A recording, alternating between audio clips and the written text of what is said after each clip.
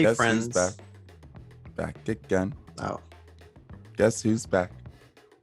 That's not the right words. I fucked up. I'm gonna leave that in. So, you thought about that for a week. I have. I thought of it for a week and I actually looked up the lyrics and I couldn't remember, but it's whatever. I'm back. Thanks for holding things down last week, guys. Yeah, welcome back. Now the three musketeers, the three Potters, sensical Kanye fans are back together, ready for action. I don't like that being part of our branding. You coined that phrase. That was you. But it's like I pertaining to quoted the you episode. during an episode. You know, if that's like one of the ways we're introducing ourselves, I'm not. I don't mind that on the Twitter page, but yeah, I think it's fine. I actually like that. Whoever put that, I like it. That's cool. Thanks. Thank you. We like his music a lot. We really do. It's just. I mean, we'll get to Kanye later because we have a whole episode designed. But Avery, it seems like you want us to start on Abel Tesfaye, The Weeknd. I did. There's a tweet going around where someone paid $2,071 to go see The Weeknd at his new tour in Atlanta. And someone said, "I've never heard a song by anyone that's good in my life." I wouldn't say like this much money, but how much, like, what's like an artist you would just like splurge to go see live? So I feel Now- like we right have now- to provide some context to this. We need like a minimum. Well, no. Here's what we have to do. That's what I First said. of all, she paid $2,000, but granted, it was for 2 floor seats. So these are probably like amazing seats. So you know, Yeah, row 2. row 2. We're talking right next to the stage. You feel. But I his think that's vibe. what you're. But will you be able to spend not maybe 2,000, but say like, will you spend $500 on a ticket? Oh wait, no. Something like And that. apparently this is also VIP lounge. Yeah. Okay. So It doesn't even include all you can eat. that's funny. But it includes, so maybe it's like you get a meet and greet, you get some other perks, you get some merch. Is that worth $2,000? I mean, everything they asked for, they said VIP. They basically got the whole package essentially. Probably, yeah. Shit. Who Probably. would I spend that much money for though? I don't think. Honestly, in there's today's nobody. economy with inflation the way Not it is. this much money, but I think I would splurge to go see like the Frank Ocean. Well, or something. We what all does saw a that coming. splurge mean? Like put a number to that. Like, what's your max? $500? Probably like around there. But like it'd Yeah, have to be yeah. like I would have to know for a while, like I'm saving up for it, you know? Oh yeah, for sure. It wouldn't be like, oh shoot, Like like, impulse buy weekend before. on Sunday. Yeah, no. Yeah, I agree. It'd have to be like a planned thing. Like, oh, I'm playing like 5 months ahead.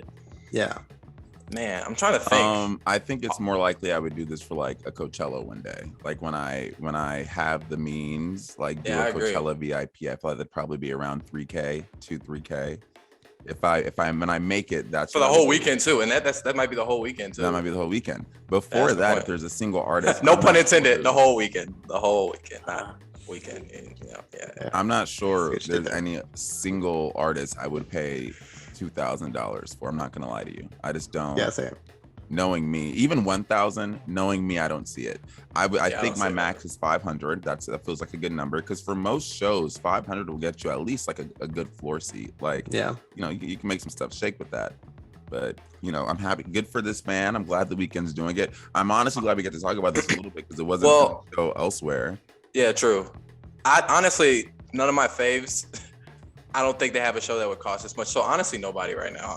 Honestly, I'm like Nnamdi. I'd have to be like some amazing festival with some incredible lineup where I'd Yeah. like splurge on that for a weekend. But like one show, like any of my favorite artists right now, I don't think they'd cost that much anyway. But nah, Mhm. I couldn't do it. But really quick, can we just talk about the genius behind this tour? I was talking to Avery about it, and I was just like, neither of these artists alone could probably sell at a stadium, but both of them combined, that's a powerhouse show. Like, especially The Weeknd, now that he's getting into his pop bag, really caring about the visuals, and he still has a fan base.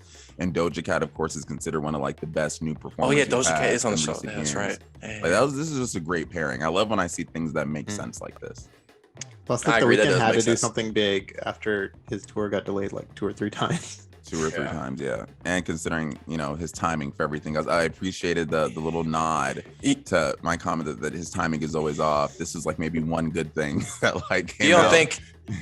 you You know? don't think we can do an arena tour on his own? I'm just I think wondering. he can do an arena tour, absolutely. This is a stadium tour. I mean, stadium tour. You know what I mean? Same. No, arena, I stadium. didn't. They're different things. I don't. I think it's hard for any artist to do a stadium tour. And I mean, considering his last album didn't get the most like super. I mean, it got a good reception, but it wasn't as culturally significant as like After Hours was. I'm not sure you can sell at a stadium. That's hard. Only like Beyonce and maybe Kanye West, Taylor Swift, like the upper echelon of the upper echelon. Drake, perhaps, I could see selling out a stadium tour. Yeah. Point. I agree. Anyway, I like that. Sure, I like fine. that we got to touch on that. I mean, I guess without further ado, welcome to the 97 Demo Podcast, where we talk the latest in music news, releases, and a whole bunch more along the way. I'm one of your three hosts, Nnamdi Agwandu, joined by my two co-hosts and good friends, Nnamdi. And Avery Delal. and gents. What an episode we have in our hands today.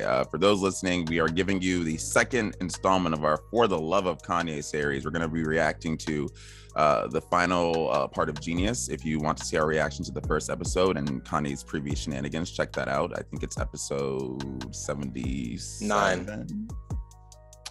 78 perhaps. I'm gonna throw 79, one of those. I said But we'll also yeah, be talking about of course, the Easy music video and all the flack Kanye's gotten from that, and Donda 2, because we listened to it. We got the stem player, guys. Yeah, We got the stem player. So We got I the guess stem one of us shout out Chandra for the stem player. I don't know. Yeah, we're a dedicated pod. Dedicated pod. We did it for Dedicated research pod. purposes. Yeah. But before we get into all that, I wanted to start with this headline, since it's March. March is Women's History Month. And Billboard, of course, had their annual Women in Music event. And I figured we could highlight some of the awardees. So I guess the big one is, any guesses for who got Woman of the Year first? Is it the person speaking right? Actually, Wait, don't scroll. Don't scroll. I kind of cheated and saw, but I don't remember already. I know this is fun. Any guesses? was it, Oh man, this is was tough. was it Olivia Rodrigo? Yes. This is tough. I don't No, know. it was Olivia Rodrigo. Olivia Rodrigo got it. Oh, She wow. was the woman of the year this year, which honestly makes a lot of sense. I think she had Yeah, this she's is of course for 15. 2021, and I don't think anyone else had a breakout year as big as Olivia Rodrigo, so that makes sense. I thought Doja would be up there. I'm hoping she got something. But the She's other performing awardees, at Gabby whatever Barrett. Barrett. You said Barrett. Got the Rising Star Award. Friend of the pod, Phoebe Bridgers, got Trailblazer. Saying friend of the pod because we're fans, not because we're actually friends. Doja Cat got the Powerhouse Award, which I feel I haven't heard of before, but it seems very fitting. She's a powerhouse. Karol G got the Rule Breaker Award. Her, because you can't have an award show and not give her something. Her got the Impact Award. Bonnie nice. Raitt got the Icon Award, and Saweetie got the Game Changer Award. Oh, there's a lot here. Saweetie got the Game Changer Award. Summer Walker got the Chartbreaker Award, and those are all of the artists who were awarded. Any general reactions? I just wonder how they do this, like how they pick who gets what. Yeah, I'm curious about that too. Because are we gonna shake the Look. table here? Because I'll shake the table. We want to shake the table. And let me start. I don't think this needs to be. This table needs to be shaken at all here. Like this is not even like one of the. Just celebrate their Yeah, just celebrate. Honestly, I don't think You're there's right. needs to You're be right. any. You're right. I'm serious. I don't think there's to be any like. Nobody's mad about. Oh my gosh, Gabby Barrett got the Rising Star. I don't think. No, nobody yeah, that's cares that true. much. No, I Nobody think cares that everyone much. got. I think I'm happy everyone got awarded. I'm happy to see women being get awarded, because I think Yeah. we've talked about this just from our album of the years list last year. I think women definitely dominated like music discourse and made 2021 something worthwhile. So I think all these awardees are very deserving. I'm more so just curious as to how this works. Like, who is the committee that decides this? I'm wondering if there's like an industry aspect behind this. Do you have to pitch campaigns or do like or can you buy it? I don't want to imply that, but I just wonder. That's all. But not for us. Or is it fan voted? I wonder. I don't know. I don't think it's fan voted. I don't So know. I haven't seen anything about fan voting on here. But I mean, like I said, some of these make a lot of sense. I think Olivia Rodrigo is definitely Woman of the Year. Doja Cat's a powerhouse. Saweetie is a game changer. Phoebe Bridgers is a trailblazer. So we'll leave it at that. Yeah. You're all doing Yeah, good. cool. So congrats to all those awardees. New releases, ladies and gentlemen, we got a lot. We got a couple out. We got King Von's posthumous album, What It Means to Be King, which is apparently expected to sell around 60 to 65,000 in its first week. So that'll be good for him. NBA YoungBoy and DaBaby put out a joint album. Did not know that was happening. And then we got, of course, some singles from like Camila Cabello, Ed Sheeran, Machine Gun Kelly, whole bunch of stuff. What did you guys listen to? What was your favorites? I mean, Pusha T and Nigo. I mean, Nigo's just been putting out. Well, it's not really him. He's just kind of putting his name behind it. But yeah, this has been great. The Pusha T song was great. Pusha T killed it. He had a great verse. Yeah, that was a really good song. Whose song was it? Nigo's song or Pusha T's song? It's It's Nigo's project. It's all like, you know, all the covers, like the Kid Cudi song, ASAP song, this song, they're all Nigo's thing, and it all has like that Polaroid picture of like the date and them signing it. Yeah, it's like he's coming out with an album soon, so it's kind of like a DJ Khaled thing. I think kind of like, it's like, hey, is he more involved in like a DJ Khaled would be, or is he just like? I really have no idea. I just know Nigo from being like with Vape and stuff. That's all I know, and I'm like, oh, he's in music and stuff like that. So that's all I know. So, but the Kawhi Leonard thing. Yeah, that's what I'm. Well, Kawhi Leonard was. That's less. Nigo's like directly involved with music. I mean, it's all the same thing though. You're just using your resources to get good artists to record something that you can call your own. But, yeah, for sure. Yeah, but Nigo's cool though. But yeah, this song was good. Pusha T had a great verse, and yeah, I really enjoyed it. I just kind of want the project now because I've liked the Kid Cudi song was cool. The ASAP song I'm addicted to. It's really good, and this song is really good too. So I'm expected to hear a lot of people that are connected with like Nigo, like probably Big Sean gonna be there because he's like with Vape and stuff like that. So yeah, I'm excited. Nice. And mine is my standout, I guess. Is actual friend of the pod, Barty Strange. Came out with a song called Heavy Heart. Literally a friend. Yeah, and it's really good, as was everything he does. So wasn't this song dropped on like a new label or something like that, or he's like doing some kind of thing with this new? Did you guys see that? Yeah, I saw him post something, but I didn't know what it meant. So I don't know what it is either. Sure. It looks like, I don't know if that's a new label or something like that. Yeah, I think he's signed to a new label, and this was like his first release. Same management though. He's still with Jamie. Yeah, Jamie, but it looks like this is like a new label, a new imprint he's on, which is interesting. So this looks like this is the first single from that imprint. So yeah, and it's a great song. So I'm excited. I hope maybe there's a project this year. That'd be exciting. So that'd be cool. That'd be cool. I wanted a way to talk about Euphoria, so I'm glad we have the opportunity. I chose, I will say, as one, the collective Euphoria songs that were released on streaming services this week. One is Elliot's song by Dominant Fike, which in the actual episode, I was annoyed because I was like, this is the season finale. Why do we have 4 minutes going to this man singing this song? We could have done like a 20-second chorus hook. We would have got it. Like, we keep it pushing.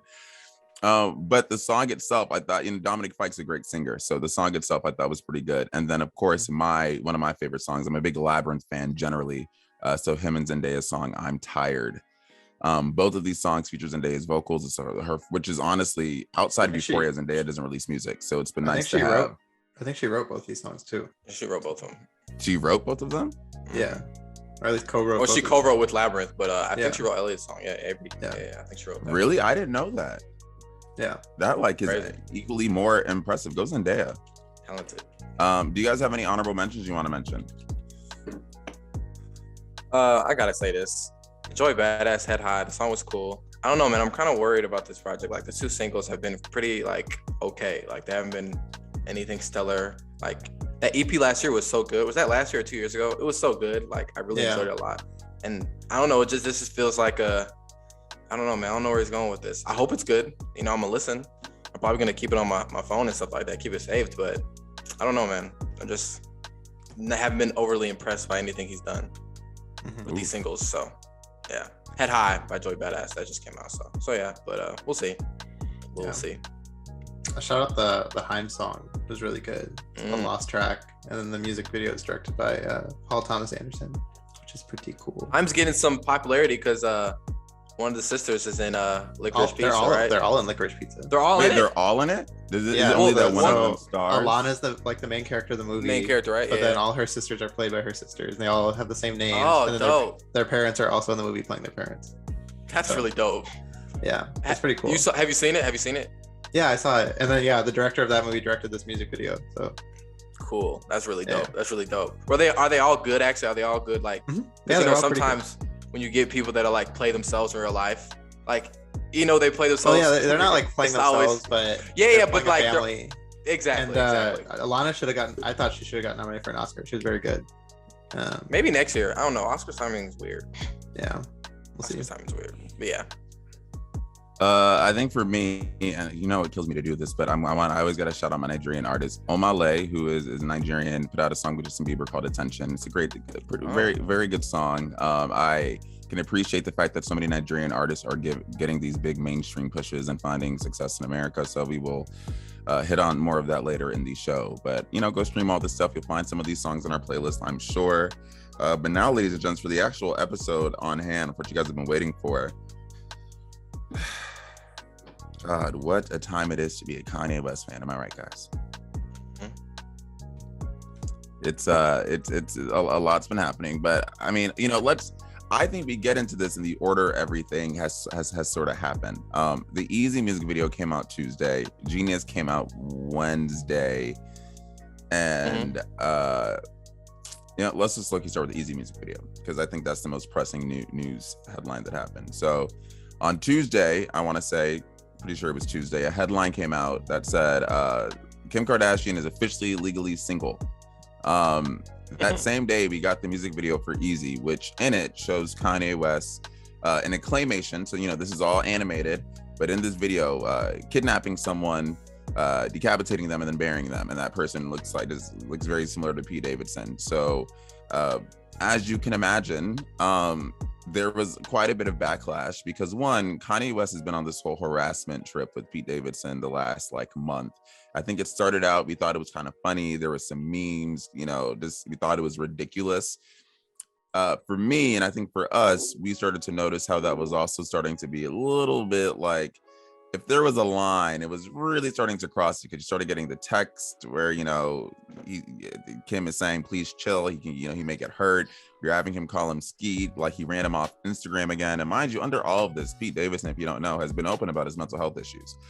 So that's like a big ball of all of that. And of course, Kanye just got a lot of flack. So did you guys watch the video, and what was your initial reactions?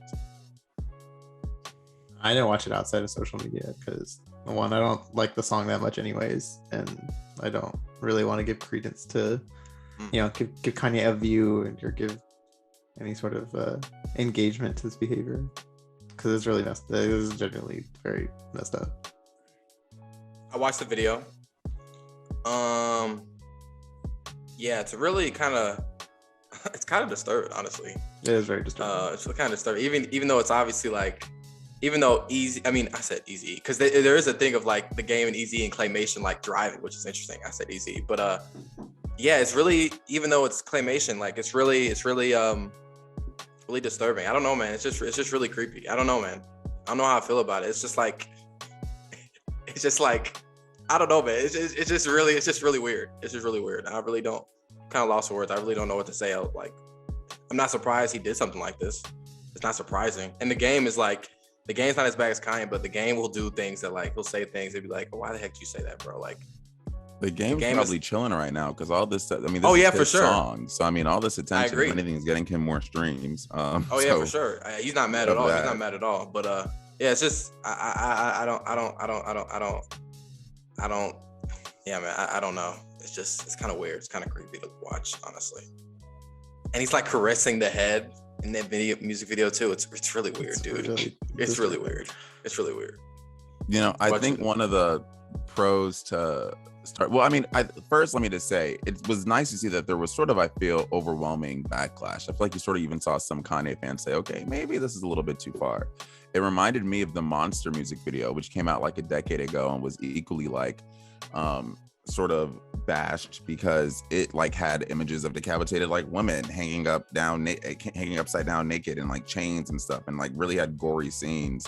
And Kanye West, of course, always defends this as art. One of the links I threw in, did Ye's revenge music video go too far? It makes clear that despite some people thinking it went too far, you can't get sued for it. So I mean, you'll have that.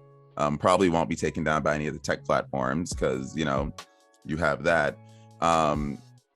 but it's at least good to see that some fans are like, okay, maybe we shouldn't show the most support to this. Granted, we've talked to fans who probably, one of them was in our home, who probably would say like, oh man, like y'all are over exaggerating, it's fine. But yeah,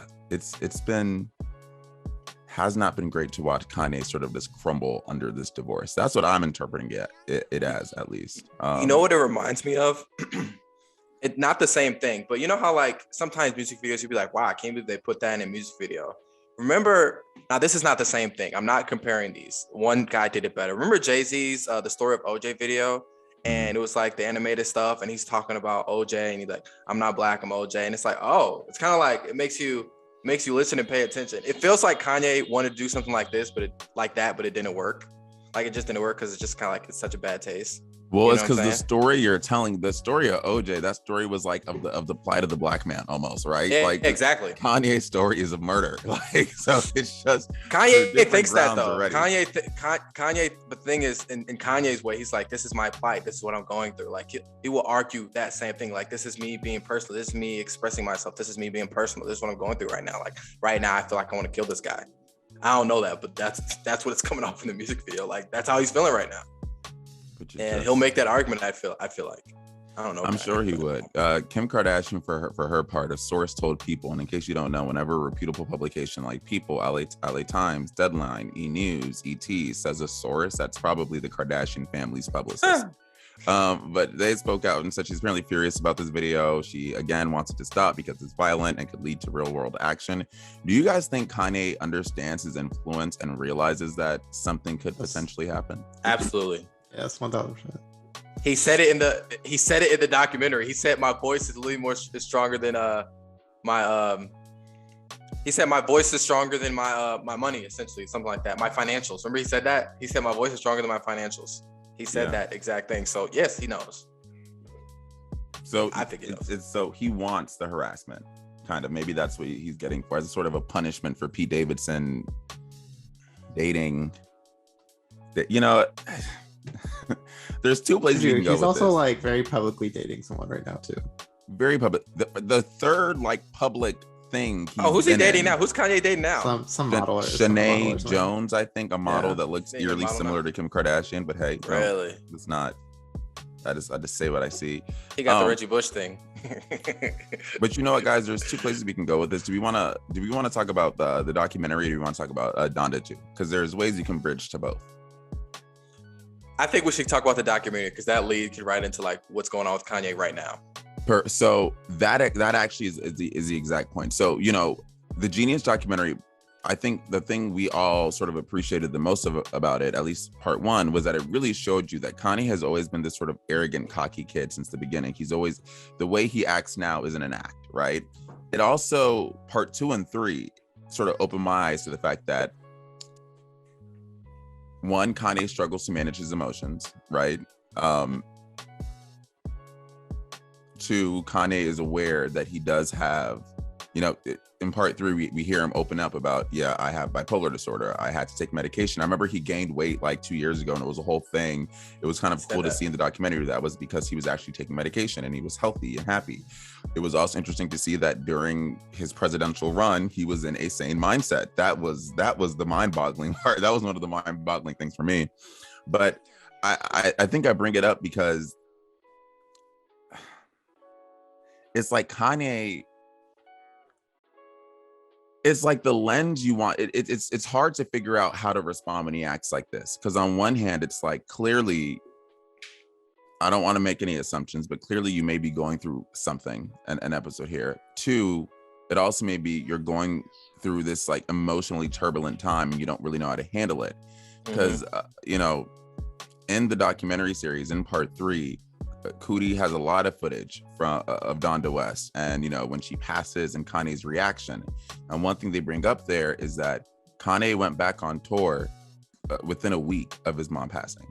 And that there was a whole bunch of sort of events that's like there were little things even back then that maybe we didn't notice because social media wasn't as widespread, but he was going on stage and making rants. He was like acting sort of chaotic. He was cutting off close family friends. He all those things were sort of happening around that time. And I'm wondering if you can sort of bridge that open to what's happening now, where he's now losing this marriage. In his head, maybe his sense of family is going away and he doesn't know how to handle it. And as a result, he's acting out. Well, one of the things that was really interesting about that, because, in the first and second part, it's really like within like a couple year gap. Like it's within that you first see Kanye in like 1998 to like when he puts out his second album. And then I like how Coodie essentially is like after his mom died, and remember he was in the studio and he was like, that's the last time I saw Kanye. And it like jumped ahead. It kind of like jumped ahead. It was like all the 2010, 2011, 2012, 13. Yeah. And it's like, I really enjoyed how, first of all, just speaking on the document, I really enjoyed how he did that because, it's speaking to his personal relationship. And Coodie felt like he was a part of the family. And, you spoke to like how he cut off family. Coodie was part of those people that were kind of cut off. Like he was with them from the beginning damn near, and he was just cut off. And then he didn't reach back out until like years later. You know what I'm saying? So that was really interesting. But yeah, man, it makes me, because it's so crazy because you think back to like 2013, and I was saying this before the podcast, I was like, Kanye's been doing this forever. Like you don't know the answer, Sway. That was like 2013, 2012. It didn't feel like it was that long ago, but I was like, that's insane when that happened. You know what I'm saying? And it's like, and you can't, when Kanye's mom died, and obviously like he's going through some stuff, and that's hard for anybody to, manage emotionally, nonetheless, Kanye, who's a public figure, but yeah, I mean, it was kind of interesting to see like kind of jump the transition to how he went from like this guy who was narcissistic about his music to just like narcissistic about everything, and it would just like kind of say anything. You know what I'm saying? Because before you were talking about, he was always the same. Narcissistic about everything. True, even before true. fashion happened, he was still saying stuff like, "I know I can get into the fashion world, be the best, True, the best in it, take over, whatever." True, that's true. But his words weren't as not negative, but it didn't. The effects of saying like, "Oh my God, I'm the best artist. Oh, I'm the most best dressed artist. I can do a fashion thing," to being like, "Oh, make America great again, MAGA, all that stuff. Race, being slave was a choice." Those words are much more detrimental than saying like, "I'm gonna be the best in fashion," or He said the George Bush thing in 2000 and what, like 6 or 2007, 5 or 6, 2005 or so, like so. He's always, I think the one thing I can appreciate about this documentary is it tells you that Kanye West is at the very least authentic. Like we don't have to approve of any of the things he does. At least you can know it's not coming from this sort of manufactured place for the sake of like sales or attention. I think he generally like I think he feels all of these very real emotions and doesn't know how to process them. I don't feel comfortable making, a ton of assumptions or even talking about Donda's that much, but I think one thing you clearly see in the documentary is that Kanye West was raised with a parent who instilled so much confidence in him. And, they had that whole thing about overconfidence, how they didn't believe that should be a thing. Like, there's no such thing as being overconfident. But the thing is, his mom was also someone who could clearly anchor him. And Coodie sort of highlights that. Like, out of everyone, Donda was the one whose voice mattered more to Kanye. Kanye West, at the height of his like newfound fame, if his mom says, come to this high school rally and talk to these students, he'll talk to the students. A giant can't see his own reflection. Now he doesn't have that. And I think this headline actually is really good by Complex. Genius shows what really happened when Kanye got the fame and power he wanted. I would add a comma and then say, and then what happens when the one person who can anchor him or humble him isn't there anymore? Because in moments like this, I can only imagine, how different things would be maybe if he had that person. Yeah. They were intercutting the footage with, I think, what was Gulliver's Travels, where the big giant was walking through the town and people are attacking him. And I thought that was really interesting because that was cool. And as his mom was talking about the giant thing, like and it's because Gulliver's like a nice guy, but he's big. And there's a Jack Black movie too about this too. But his intentions are good, but everything he does is in that moment like detrimental to the people around him or hurting the people around him, and they're attacking him because it's their defense mechanism when this person is like trying to just walk around, trying to like be themselves. And I think that was a really interesting allusion, I guess, to make. Yeah. Yeah. I mean, I think he's just being himself, but he just has the loudest voice in the world. You know what I'm saying? Yeah. you know, so like it's gonna be critiqued, and that's still not to say like mentally ill. I feel like that can't be lost here, and that's not an assumption. Kanye West is someone who has bipolar disorder and isn't always on treatment, and I think there is. You could probably, especially with that documentary footage, sort of, I feel, backing this assumption up. So this isn't just based off anything. You can tell that when he is not really focused on maybe treating that, you know, disorder, you can tell because it shows itself in rants or just manic episodes or erratic behavior. Well, yeah, that's one of the things I actually liked about the doc when, and somebody said this once, but I don't remember who, but you know, Kanye would go on a rant and Cootie would put the camera down. I really like that. I don't know. It's like, that's something, you know, as a friend, he was like, I just don't feel like people need to see this. Like, this is not the side of Kanye I want to show to people. You know what I'm saying? Like, that's the side that people already see in the interviews and stuff like that. Nnamdi and I were literally sitting there watching that and being like, at what point as Kanye's friend do you just like stop? And then he was like, I'm putting the camera down. And he said, he just put it down. And then he did it a couple times. Yeah. I mean, I think we would be sort of naive to act like Cootie's, especially in that latter half, and it's like we don't talk as much, we haven't seen each other in years. I think in some instances, it'd be naive to assume that like Kanye always was asking Cootie to walk around with the camera, as opposed to anytime Cootie got the opportunity to put the camera out. And that's when I was saying, you know, how do you make sense of Cootie saying, oh, well, this is my friend and my brother, and I wanted him to be good, and I wanted to make sure he was okay, but then literally always having a camera every time you saw him. And mind you, the wording there, and during that one scene when Kanye finally says, don't record me, it wasn't that, you know, that first time, it wasn't I made the choice, you know, since I hadn't seen him in so long to this bond. It was Kanye did the first thing he's done ever where he just said, don't film me. Mind you, Cootie wasn't invited to film Kanye. He was invited to film, I think, GLC, but still was filming Kanye. So, I mean, that was my question. It was, how do you balance these two sort of, I feel, conflicting things where you're the brother and the protector and someone who cares, but always having a camera out, which clearly isn't, I don't think, helpful to him. But, you know, I don't know if that's the biggest thing to focus on. I think what like really struck me, and like obviously we know Kanye loves attention, but what struck, like, I don't know, something about it was just like, this dude like really does nothing in private.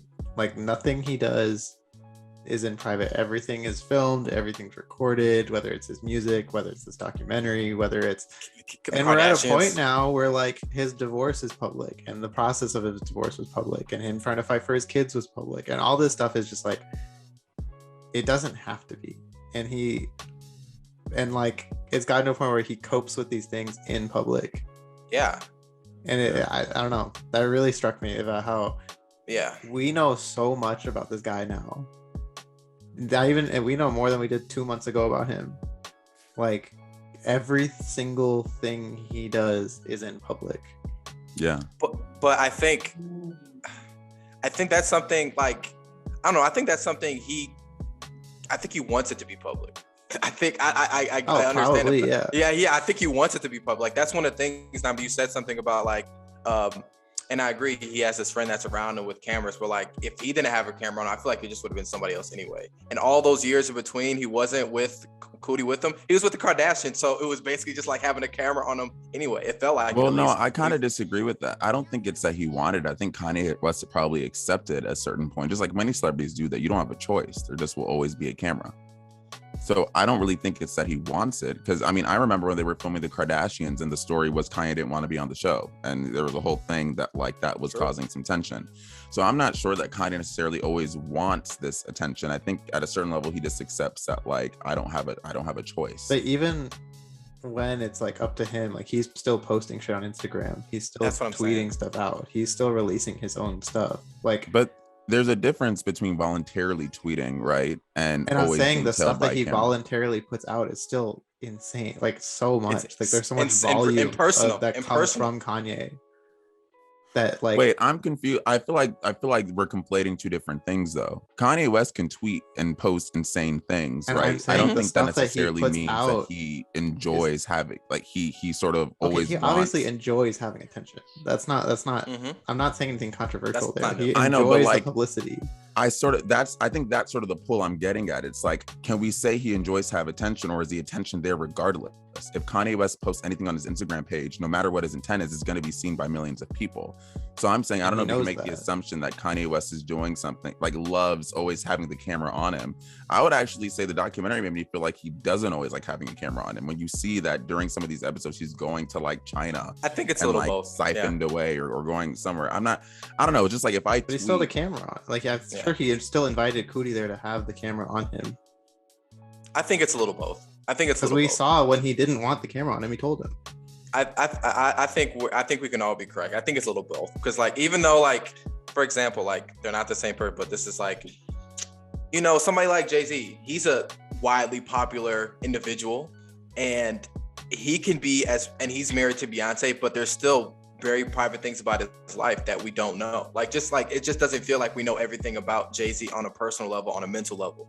Like, I think if Kanye wanted to, he could be like, I do not want to be seen. Maybe not. Maybe Kanye, he's too much of a figure to be off camera and be not seen and not have his life be public. But I feel like he's addicted to spotlight. He's addicted to but I think he wants to talk about that. I'm not, I don't know. I think if he wanted to, his life could be more private. He wouldn't be inviting people to participate in the discourse about his children if he didn't like want to, which he made that choice. Like, he does this for attention.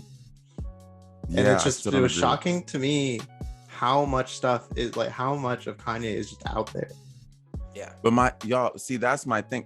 Why is it shocking to you? Kanye West is probably one of the biggest, most prominent artists. It's just a realization I had watching this. I think my point still goes back to the first line. If Kanye West posts anything, it's going to be seen by millions. How can we take that and then say he posted it with the sole intent of attention? I think Kanye West probably feels empowered by social media because he has his own voice and can communicate directly, right? But I'm not sure that necessarily is the same thing as like everything he does is for attention. Again, this documentary makes me feel like that's not actually his MO at all. That Kanye West is authentic in that sense. I see what you're saying. He's posting because he's mad and he wants to post. Whoever sees it, that's just a side effect that happens. You know, I feel like. Are you saying Kanye wants to post stuff without people talking about it? I'm saying I think Kanye West, when he's mad, goes on his phone and tweets what he wants to tweet, and whoever sees it sees it. I'm not saying, I don't think Kanye West does it for the sole factor of I want attention. I think the attention comes regardless of whether or not he wants it. Can Kanye post something without wanting attention? He has enough people around him where if he wanted attention from those immediately around him, he could get it. But I think that he posts stuff for validation, and he posts stuff because he loves it. Like, he loves attention. See, but that's what. Is there a way for Kanye West to post something? No. While saying I don't want to see? Is that so? No. So that's why I'm saying you can't make that leap to me, because the only way to say, oh, he's doing it solely for attention is if there's a way he could post, which he has the right to do, a way he could directly communicate to whoever without wanting attention, and there isn't, because you're Kanye West. Millions are going to see it whether or not you want them to see it. So I can post as Avery DeWalt. I can post and not want attention because it doesn't matter what I post. But when Kanye posts, there's the attention is there. Yeah. That's what I'm saying. That's not his choice. That's what I'm saying. But his choice is posting. He does it all for attention. He doesn't have a choice to control the attention. His choice is posting. Is the choice he's making. Wait, so you're saying he just shouldn't post. Kanye West shouldn't use social media anytime he does. I'm not saying he should or shouldn't post. What I'm saying is that this man loves attention and knows that when he posts, he is going to get attention. And I think in a lot of cases, posts because he knows he's going to get attention.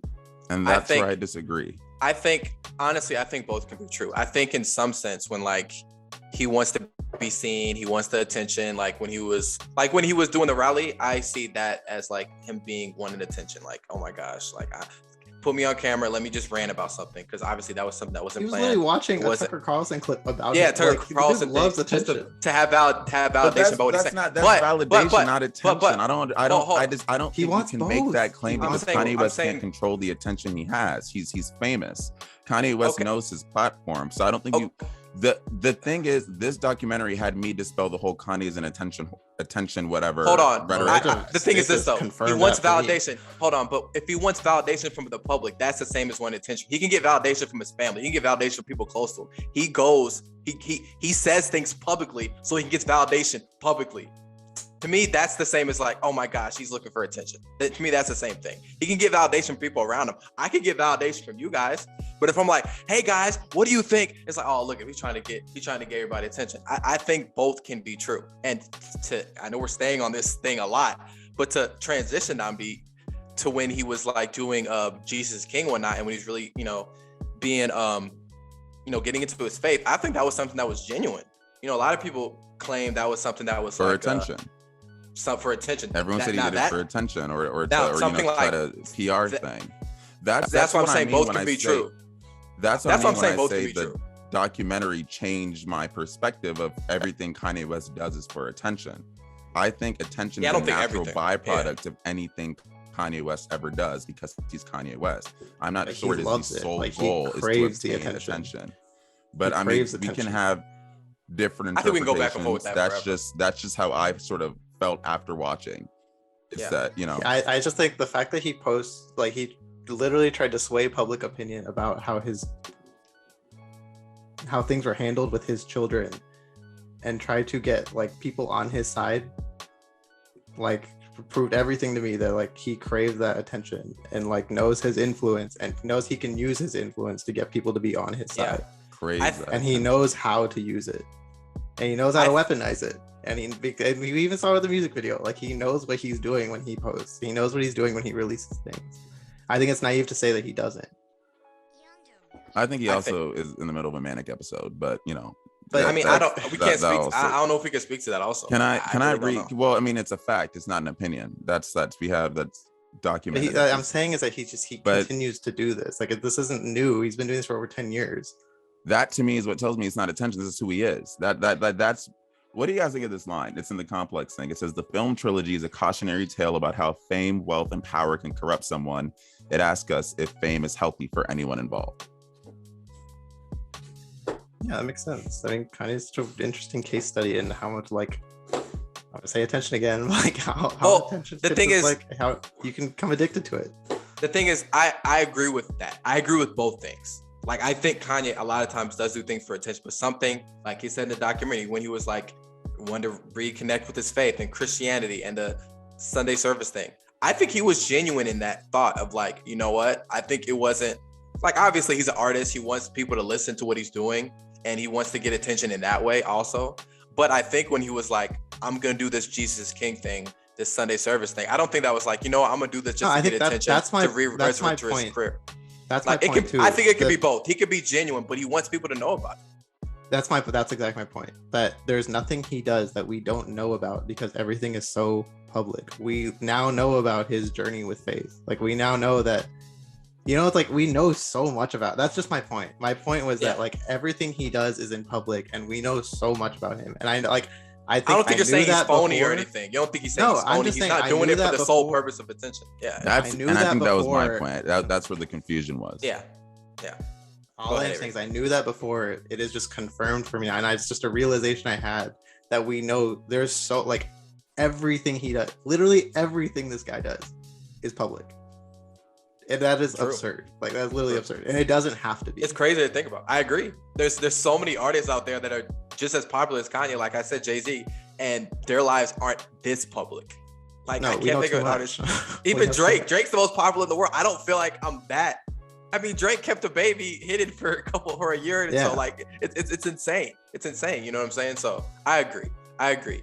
But to kind of like bring it back, because this one things I did like about the doc, like that it kind of brought us right to the present, like back to where we were. It didn't end like that's one of the things I was worried about. I thought it was gonna like end of like in the mid 2000s or something like that, because like the first two parts were like in the 2004, 05 range most of the time. And then it makes this huge jump, which I appreciate. And it kind of just brought us all the way back around to like, as soon as like last year, essentially, to like Donda. And now we're here with Donda 2, which is interesting, how he brought it back to this, you know what I'm saying, to like what he's doing now. We listened to Donda through a special source. We got the stem player. We got it. We got this. Nah, y'all had me. What you? Ooh, so sorry. Bleep that. I'm sorry. We got the stem player. Nnamdi got the stem player for sure.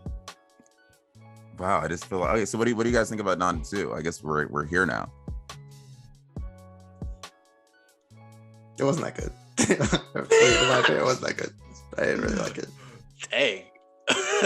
It's not that Honestly. finished. Like Dang. he's like mumbling through some verses, and then it feels like when he is rapping, there's like cringy stuff about Hold on. his Can I- marriage. I don't like Yeah. it. Can I point this out too? Because, I'm not saying any of you guys, but when I see people make the point of how Kanye, he's like, oh, he's a producer and everything. This doc just confirmed that like Kanye cares about his rapping and he has the ability to rap well. And it's like people are like, oh, but he's a producer. It's like, no, but he wants to be a rapper as much as he's a producer. So that's why I'm always so tough on him when he's rapping so poorly.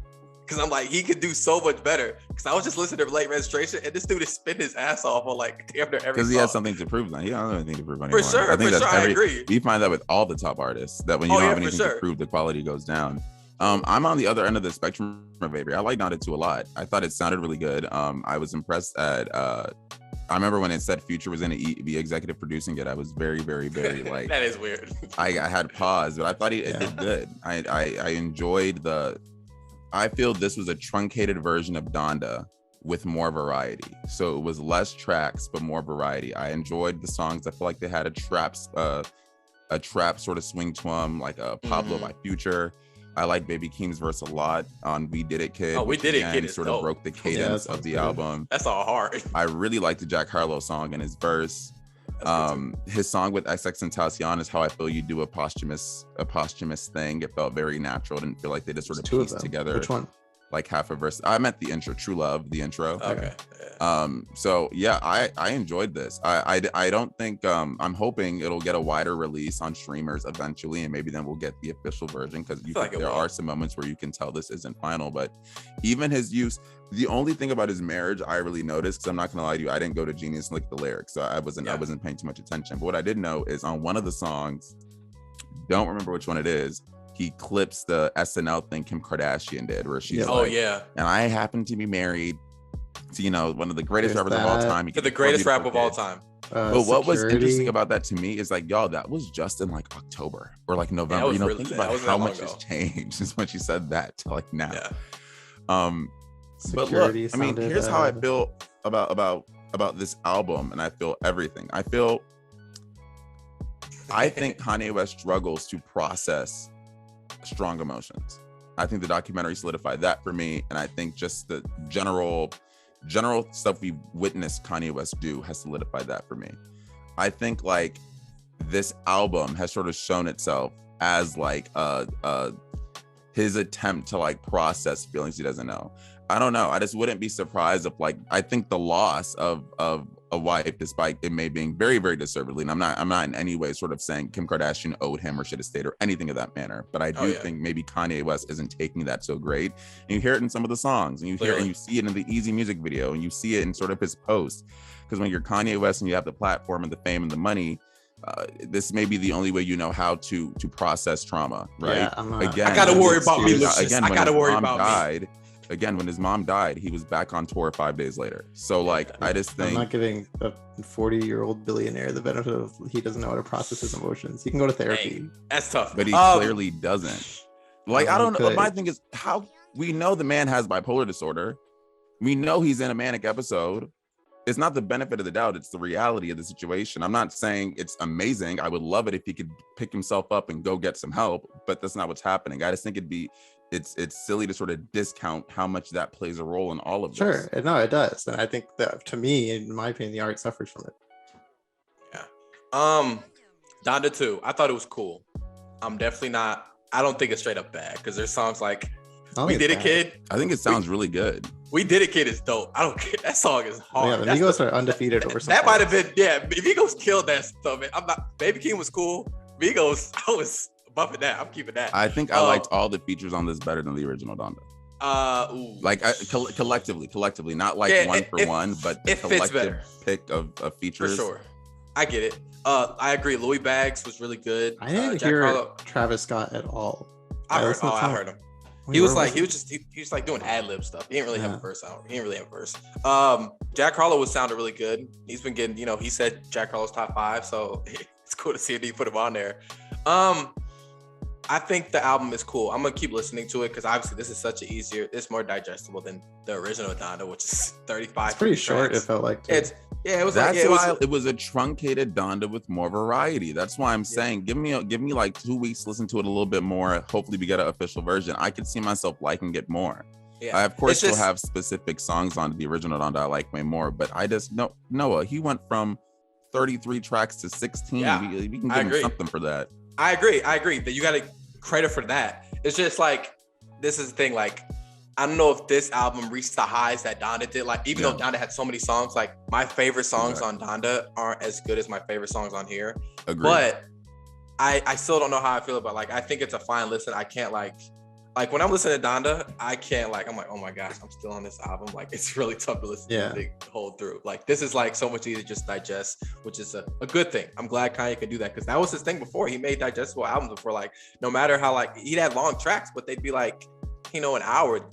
Donda 2 is just ridiculous. It's just crazy. I mean, I think watching that documentary, how like Ye and Jesus is King during that whole era, it was all about like 8 to 10 track albums. Yeah. And he just like completely abandoned that for Donda. Speaking on that too, one of the things I did like that was shown in the documentary was when he was doing the Kids See Ghost sessions. Oh, I love that. They were talking, like, I really like that little bit where they were talking. It was Cootie and another guy and Cudi, and Cudi was like, man, I can't do the braggadocio shit, man. Like, if he was doing that, he could do that by himself. Like, I like that we're talking about, mental health and, death and ghosts and being suicidal. Like, and it came out in the art, you know what I'm saying? And that's an example of Kanye being really, I'm trying to think, really collaborative. Obviously it was a collaborative project, but collaborative in like a good way. And it felt like that because like the music that came out time was really good. Other than Ye's project, he probably had one of the worst ones out of all those albums that were coming out. But it was really interesting to see that and work with Cudi and everything like that. So it was really to that point. It was really nice to see that how much of a concerted effort he made to make the album uplifting. Like that one part where he's like, I want the melody to be more like positive. I'm trying to think of like what to do. Like that to me was just, it was nice to see the glimpses of like what a like healthy, supported, seemingly stable Kanye West looks like in the studio. But I wonder what the sessions are like now when he's doing music, like when he's doing Donda. Is it as collaborative? It's like, hey, hop on this. I think it's not like a thing where like everybody's like, oh man, does this work? It doesn't feel like that now. If he's working with Future, I imagine it's pretty collaborative.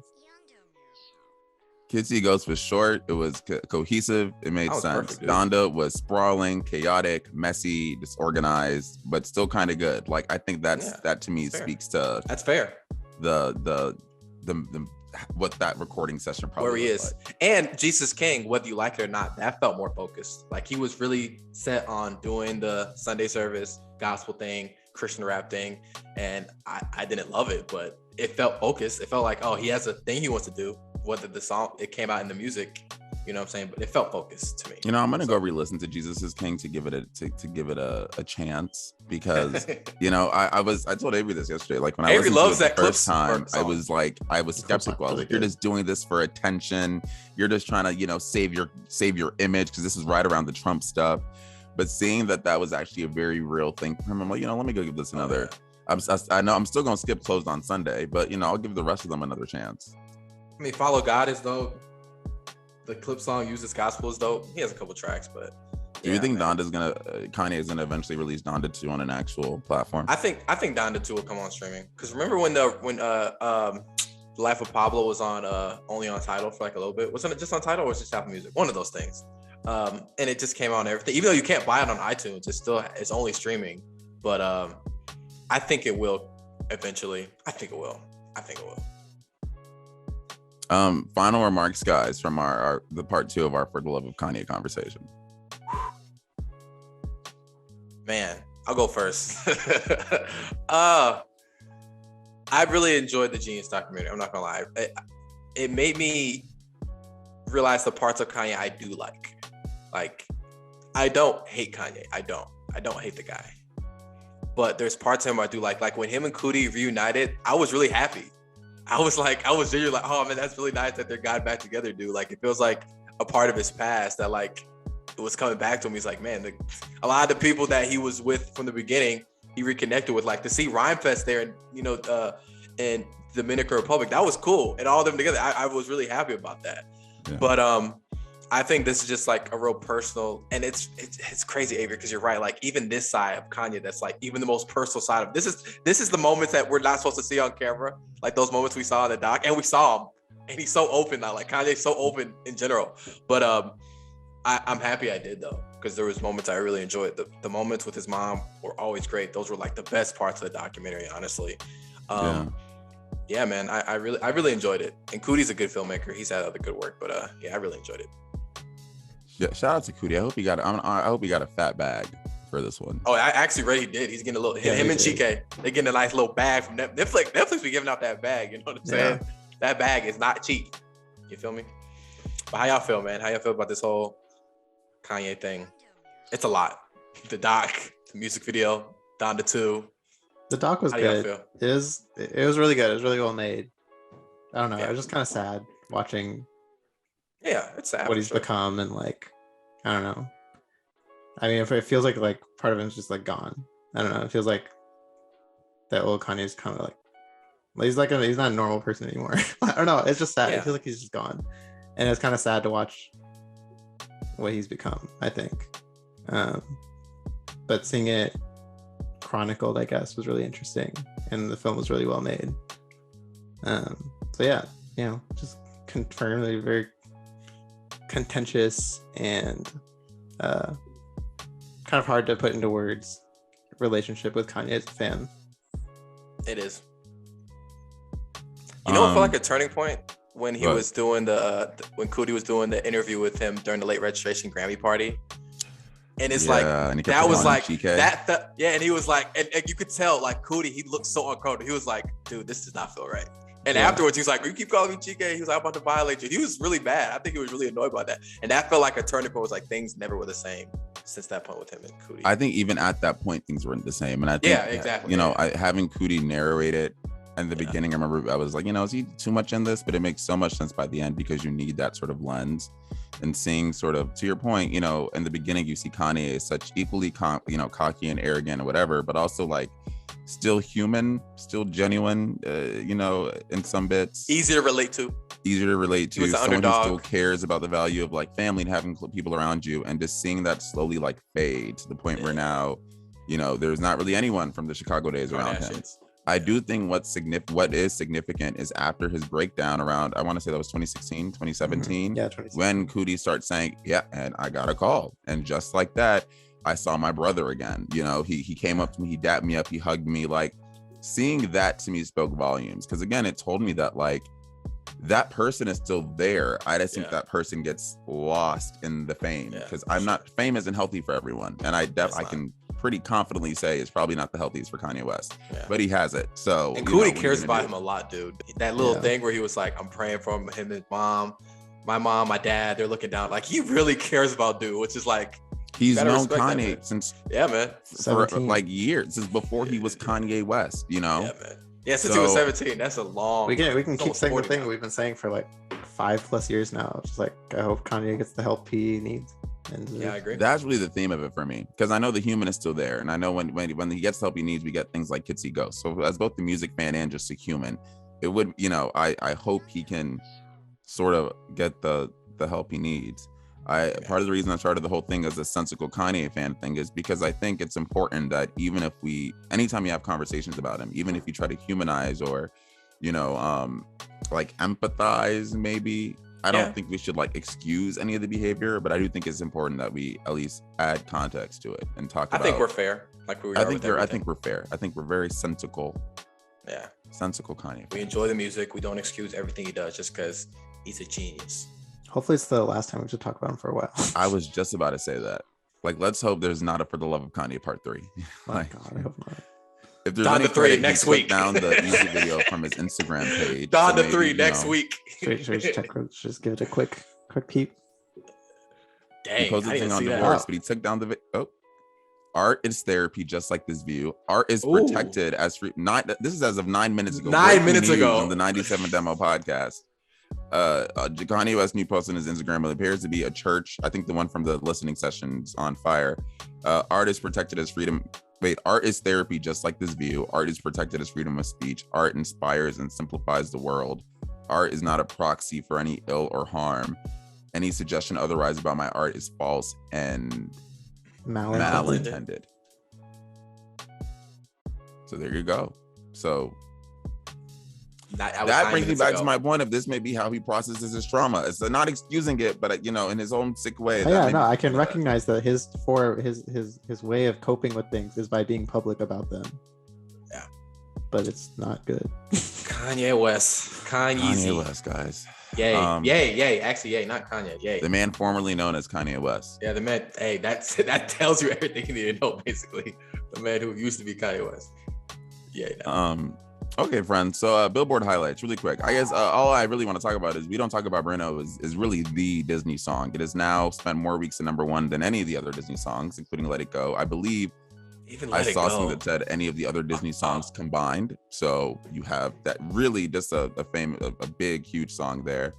I'm happy to report that I finally heard it when I was in Jamaica with family. I heard that song quite often, and these kids. It's a hit, but what was crazy to me is that these kids, I was always wondering, who is streaming this? And these kids, that may be the new Baby Shark damn. Mom, play that. Like, hey, that's their jam, Other than that, Nail Tech nailed a top 20 debut. I think it by Jack Harlow. It's at number 18, I want to say.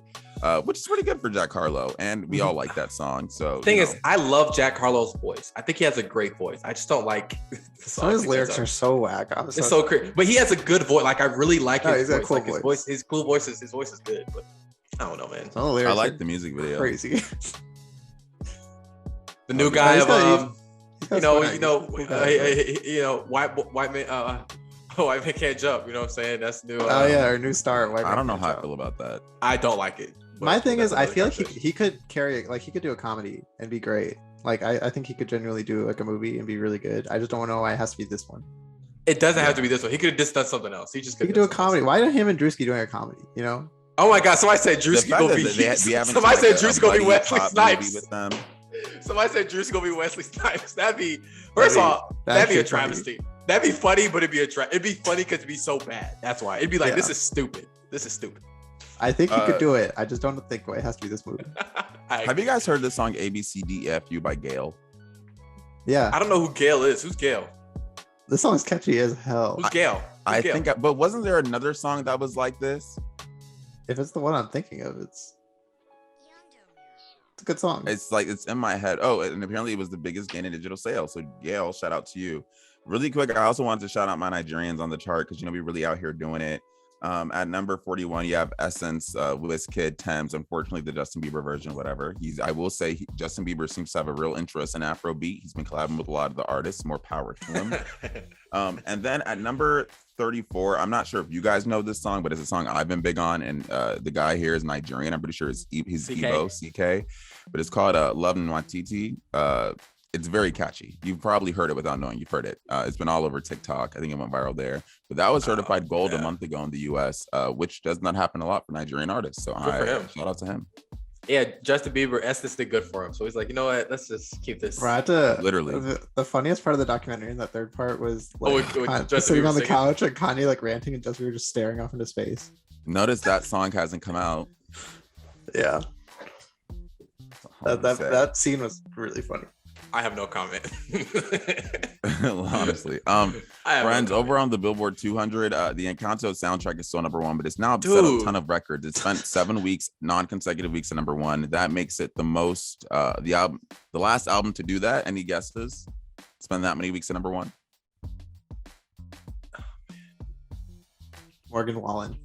I thought you were gonna say Adele, but it is Morgan Wallen. Wow, good job. Dangerous, the double album, spent 10 weeks at number one, and Encanto's at 7. So we'll see what happens there. I want to ask y'all something. Encanto's the most successful Disney soundtrack already, but does it feel as impactful as like the Frozen thing? Like Frozen, it just felt like I think we're older now. We're older. Is it because we're older? Is it because we're older? Exactly what it is. We're disconnected. Okay. Yeah, I think we were in high school when Let It Go was.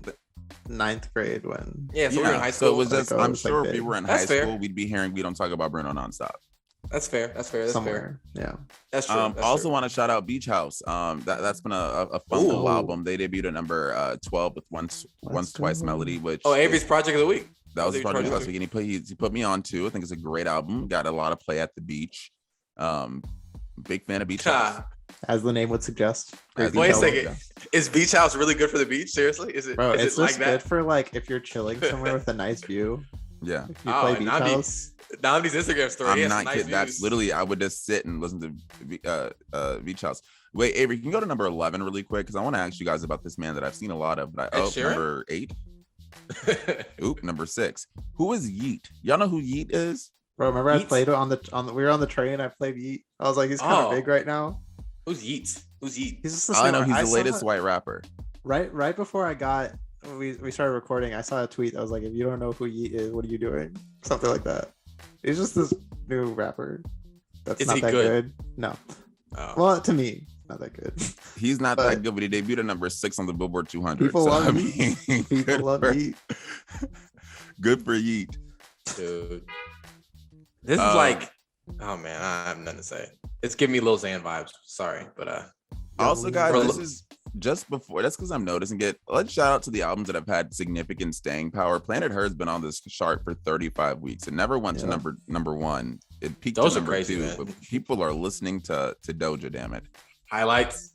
Weekend's the king. Highlights by The Weeknd. Dangerous, the double album by Morgan Wallen. But I don't like the guy. But almost 60 weeks on this chart. Gunna doing his thing too. Exclusively been in like the top 10. Gunna doing his thing, man. I'm not, 7 weeks. Whatever. It's Gunna. Number 7's been sticking around in the top 10. This is random. I don't know who that is. No, what were you saying? Is Gunna, because Gunna's under Young Thug. Doesn't Gunna feel as popular as Young Thug? It feels like he's as like popular right now. Right now, it feels like he's as popular. No, Gunna's as popular as Lil Baby to me. Young Thug is on a different, little bit more. You think Young Thug's more popular than Lil Baby? I don't know, man.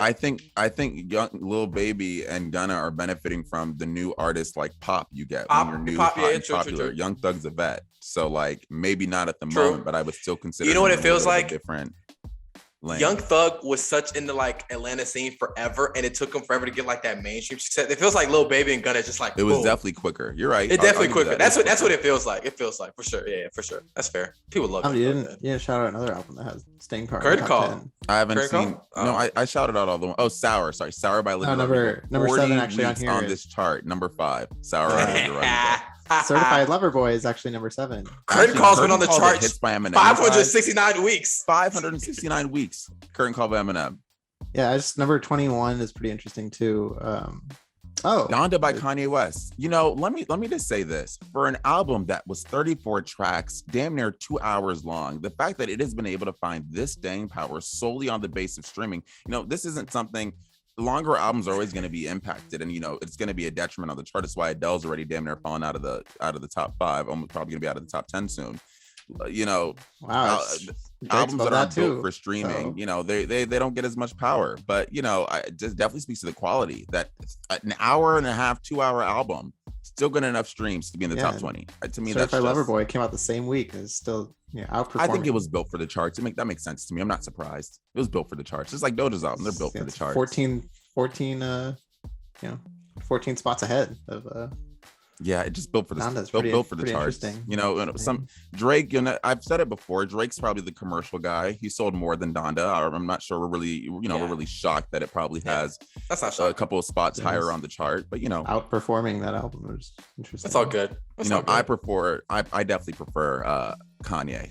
Kanye's Donda. I love I think it's important we highlight that some albums are built for commercial success. Others are built for artistic listening and quality. Often they don't intertwine. Let's get into that project of the week. On that note, let's get into these. Some staying power. I had to do this because last week Avery was like, "I don't have anyone to argue with me." I'm like, "I'll give you an argument." That's true. Oh yeah, I would add it. This is classic. This is a classic episode. This is 97 Demo greatest hits. I'm just gonna be. Knowing I was right for the past 25 weeks. This episode is a 97 Demo greatest hits. What were you right about? I think I said from the beginning that Drake's just this more, the better album, but like the more staying power. It's better staying power here. I don't think I've ever questioned that Drake was gonna be more commercially successful than Kanye. I think I said that the week the album came out. Hey guys, project of the week, man. Let's go It back seems and like people are listening to one more than the other. So Project of the week, man. Let's get into Even it. though because the one is 2 hours and one is 50 minutes, and but one was made for Kanye was for the radio, most streamed and getting artist much in more September, traditional support and Y'all airplay. crazy. But, Hey, y'all Kanye boy was the most whatever crazy. streamed have you. artist last month, and still is number 21. Yeah. It's- Y'all I'm sorry? boy. Kanye was the most streamed artist on Spotify last month, and is still not. That should tell outperforming you Drake, everything you need so. to know, because when you stream an album that's 2 hours long, when you're not getting those full listens, you're going to see that on the charts. Yeah, it's just Drake is Drake's probably there on the outperforming success best. of what was I'm too sexy for my pen. That probably is keeping that where it needs to be, because it was made for that purpose. But playlisting also it's probably keeps up with outperforming, Drake, so. whatever. I mean, just generally outperforming. Kanye Honestly, puts his budget into art installations and Honestly, listening I like- sessions. I like Drake and Kanye, man. I like Drake and Yeah, I love them Kanye. both. Great artists. I like the them both. listening session he put out. Great artists. I like Drake and Kanye, and I also like these projects of the weeks, man. These are some great projects here. You know what I'm saying? No, what are they? Project of the week. My project is Gods in the Flesh, Titans in the Flesh, Gods in the Spirit, excuse me, Titans in the Flesh by Blue and Knots. If you don't know Knots, I know listen. who Blue is. Who's not? Yeah. If you don't know Knots, he's worked with a lot of artists. He worked with, Snoop Dogg, all these guys. But if you don't know Knots, listen to Nostalgia by Pusha T. He did that track with Kendrick. If you don't know, go to that track. That track is crazy. But When you say he did it, he produced it, or he Produced featured it. on it? No, he's a producer. He's a producer. Yeah, Knots has worked with a lot of people, but he's a Virginia. I mean, he's worked with Busta Rhymes, Ghostface Killah, Royce, The Game, Pusha T, obviously, Rhapsody, Talib Kweli, a lot of people. But yeah, this is a project I listened to. This came out like in 2015. They put an EP out in 2013 when I was in high school, and I was heavy on that. And then like 3-4 years later, they put out the album, like the full album. It came out in 2018, and it's really good. I've been listening to this while I've been working out. Aloe Black's on here, which is random. If you guys didn't know this, Aloe Black and Blue are like childhood friends, and Miguel and Blue are like childhood friends. Miguel's on like some early Blue stuff, which is really random. But yeah, man, this is a really good album if you're trying to work out and stuff. But yeah, man, Gods in the Spirit, Titans in the Flesh, Blue and Knots. Listen, Nostalgia by Pusha T with Kendrick, featuring Kendrick. Track's crazy. People know, but yeah. Nice. My project league is Circles by Mac Miller. I don't know why I just got randomly got Like you're craving sad? to listen. I don't know, not really. I just got a craving to listen to this album like halfway through the week. Were you emotional? What's going on? You okay, buddy? Like, is everything good, man? I This think album's so. tough to listen to. This album's tough to No, listen it's really sad. It is very sad. It's tough to listen to, man. It is tough. It is. Just listen to Fantano's reaction to that. Just watch Man, Fantano's reaction. That cried tells you everything, on man. camera. Falling crying on camera. Yeah. Yeah, no, this album's emotional. It's very sad, especially knowing the circumstances. So What album makes you cry? That's a good intro question. I don't think that album has made me cry before. I don't mean, think if I there's was- anyone, this one, like, good news. Probably getting as close as you can. That's close to yeah. Listening for the first time. Good News by Meg. No, good.